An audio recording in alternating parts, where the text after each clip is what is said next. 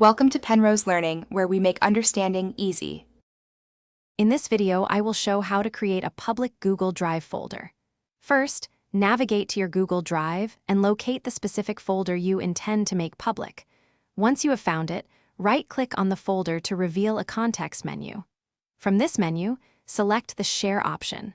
This action will open a new dialog box where you can adjust the sharing permissions for your folder. Now, within the Sharing dialog box, locate the Get Link section. This area controls the general access to your folder. Click on the Change button to modify the current access settings. A drop-down menu will appear, offering various options.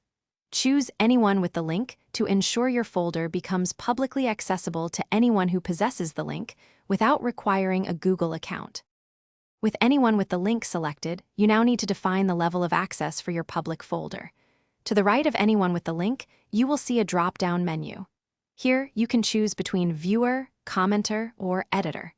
For most public sharing, Viewer is the safest choice, allowing people to see and download files but not alter them.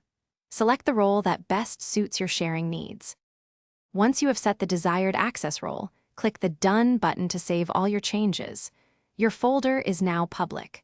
The Sharing dialog box will close, and you can then copy the unique public link. This link is what you will share with others.